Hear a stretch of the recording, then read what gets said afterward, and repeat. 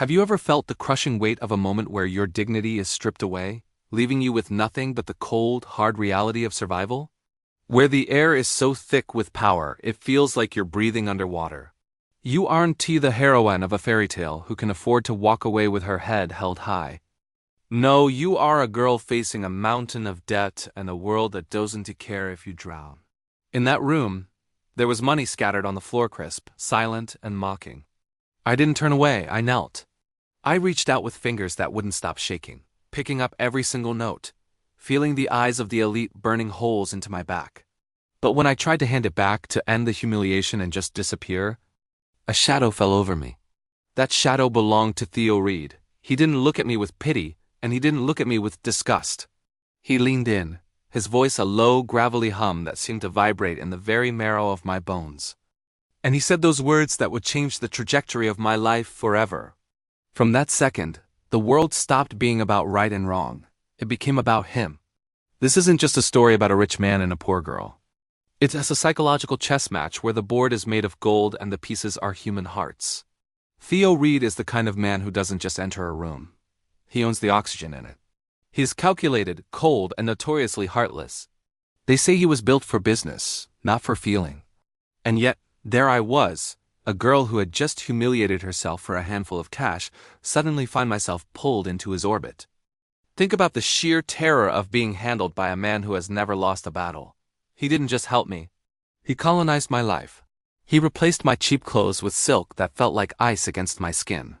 He moved me into a house that felt more like a museum than a home. Every corner was beautiful. Every window offered a view of a city that looked like a toy under his feet, but there was no warmth. It was a gilded cage, and he held the only key.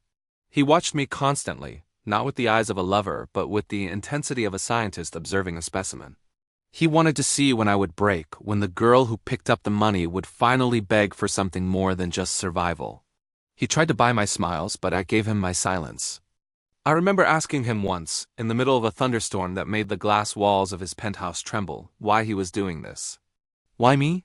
He didn't give me a poetic answer. He just stood there, swirling a glass of amber liquid, and told me that in a world full of people who would do anything for his money, I was the only one who looked like I hated myself for needing it. He wanted to see if he could make me love the need. As the days bled into months, the lines started to blur.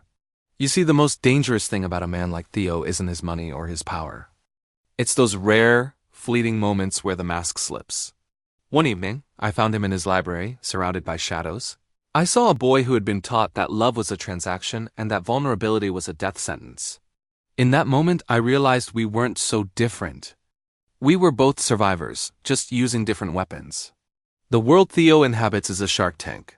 I was kidnapped, threatened, and used as a pawn in games I didn't understand.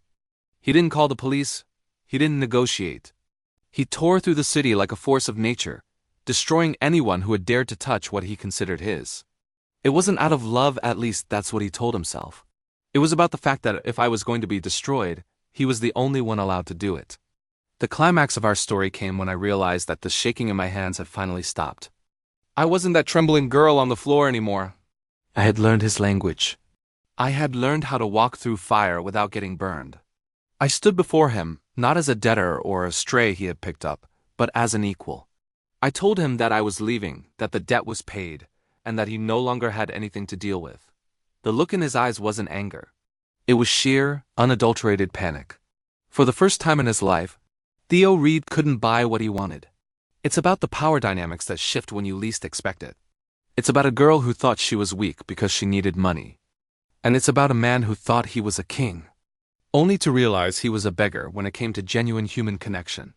So, if you read looking for a drama that will make you question everything you know about obsession and devotion, this is it. It's dark, it's intense, and it has a human touch that feels like a bruise, painful but impossible to ignore. You'll find yourself rooting for the girl to run, but secretly hoping she stays just to see Theo Reed fall to his knees. Because in the end, the most heartless people are often just waiting for someone brave enough to teach them how to beat again. It's a hauntingly beautiful mess of a story, and honestly, I'm still processing that ending. What would you do?